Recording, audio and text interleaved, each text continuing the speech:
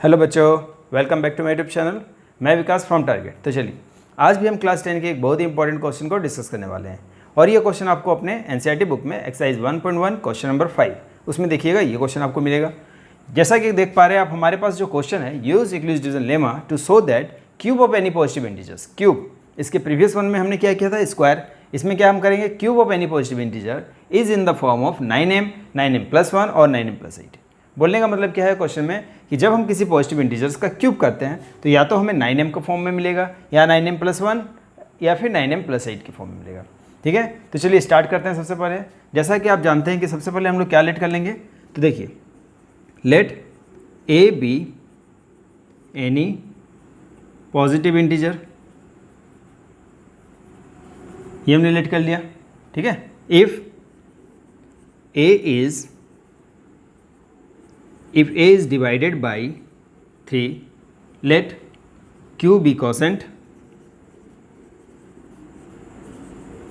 and R be remainder। ठीक है, यहाँ हमने समझ लिया कि A को हमने एनी पॉजिटिव इंटीजर लेट कर लिया है। A is divided by 3। अगर A को, जैसे देखिए A को अगर हमने 3 से डिवाइड किया, Q अगर हमारा क्वोशेंट और R अगर हमारा रिमाइंडर हो, तो बाई यूक्लिड्स डिवीजन लेमा से आप जानते हैं ना, बाई यूक्लिड्स डिवीज़न लेमा, ये आपने पढ़ा है कि बाय यूक्लिड्स डिवीजन लेमा के थ्रू से हम लोग क्या बोल सकते हैं। आप जानते हैं डिविडेंड इक्वल टू क्या होता है हमारा, divisor into quotient plus remainder. तो यहाँ हम लोग बोल सकते हैं ना A equal to 3Q plus R। ये आपने पढ़ा है कि A equal to 3Q plus R। क्यों? क्योंकि dividend equal to divisor into quotient plus remainder. ये आपने पढ़ा है। जहाँ आपने पढ़ा ना कि where R is greater than equal to 0 but less than 3। ठीक है, ये बहुत इंपॉर्टेंट है, इसको समझिएगा ध्यान से कि जहाँ R is greater than equal to 0 but less than 3। अब ये हम क्यों ऐसा लिखते हैं कि लेस देन 3?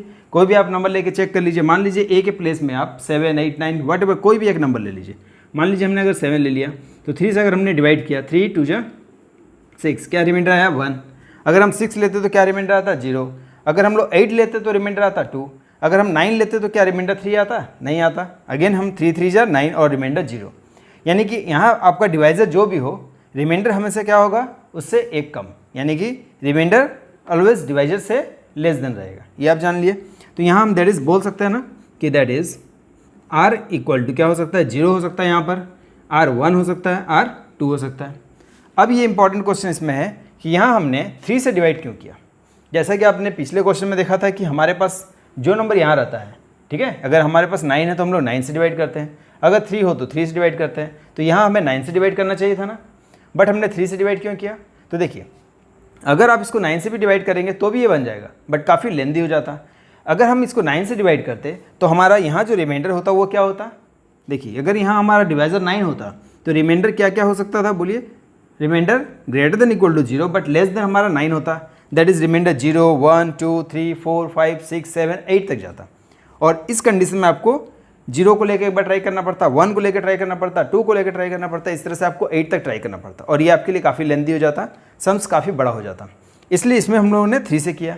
अब why 3, why not others number, 3 ही क्यों चूज़ किया हमने, क्योंकि 3 का जब हम लोग क्यूब करेंगे तो 27, उसमें से हम लोग 9 कॉमन ले सकते हैं, यानी 9m के फॉर्म में उसमें लाया जा सकता है, यानी 3 के टेबल में भी 9 आता है।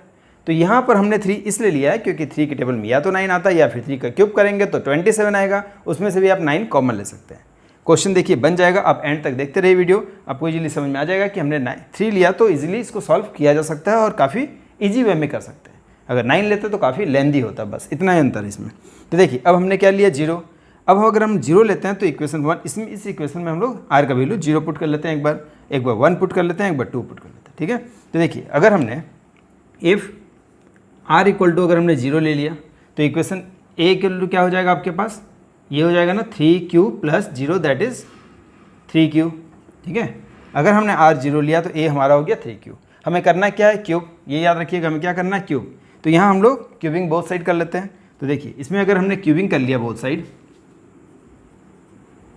क्यूबिंग बोथ साइड्स, ठीक है, तो इसको ध्यान दीजिए, अगर हमने क्यूब कर लिया तो क्या हो जाएगा हमारा, A इक्वल टू यहाँ हो जाएगा ना A क्यूब और यहाँ हो जाएगा हमारा 3Q का क्यूब, 3Q का क्यूब। तो क्या हो जाएगा A cube equal to 27Q cube. ये हो गया हमारा।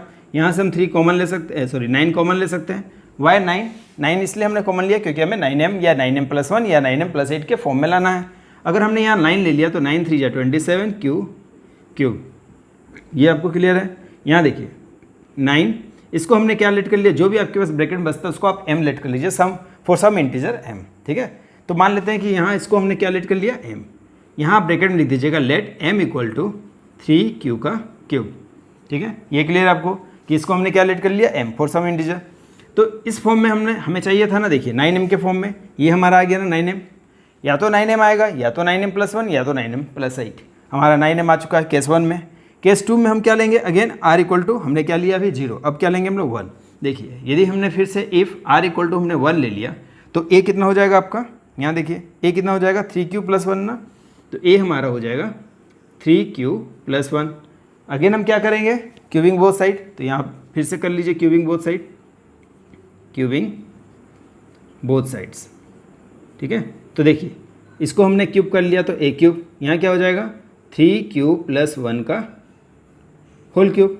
अब आपको पता होगा a + b का होल क्यूब क्या होता है, a³ + b³ + 3ab और a + b, या फिर हम लोग एक और लिख सकते हैं ना, देखिए a³ + b³ + 3a² 3a² and plus 3ab², 3a and b², ये भी आप लिख सकते हैं, ठीक है।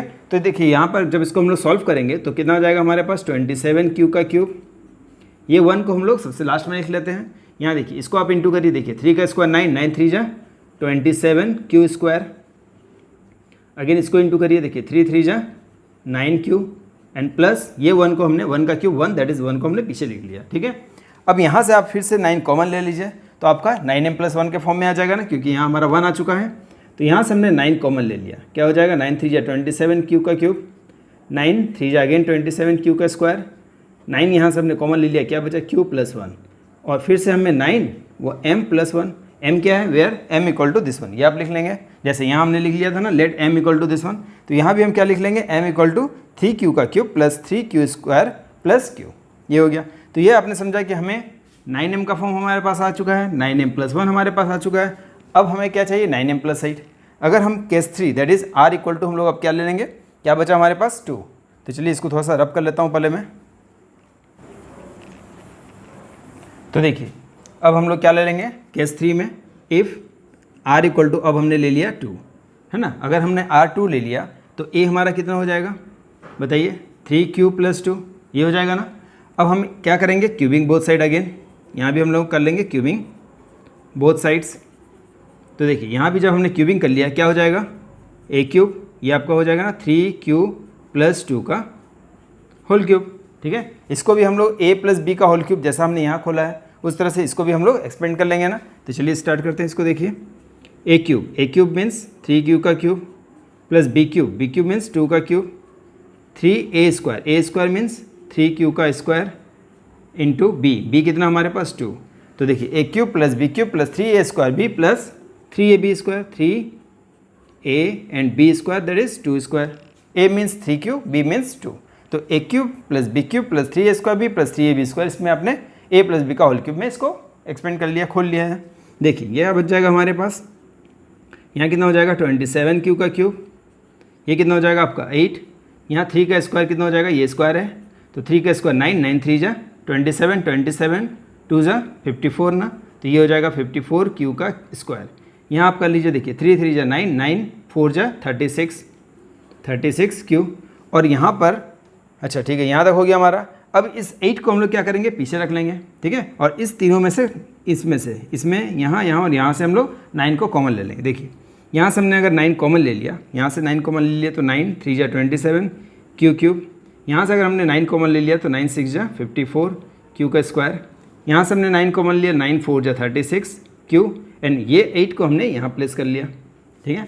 अगेन हमने क्या पढ़ा है कि जो भी हमारे पास ब्रैकेट में बचता है उसको हम लोग क्यू लेट करते हैं फॉर सम इंटीजर। तो देखिए यहाँ भी हमने इसको लेट कर लिया 9m और +8, यानी इसको हमने क्या लेट कर लिया बताइए, m मान लिया, ठीक है। यहाँ भी आप लिख लीजिएगा ब्रैकेट में कि लेट कर लिया हमने m = दिस वन, जो आपके पास बचा हुआ है 3q का क्यूब + 6q का स्क्वायर और +4q, ये क्लियर है।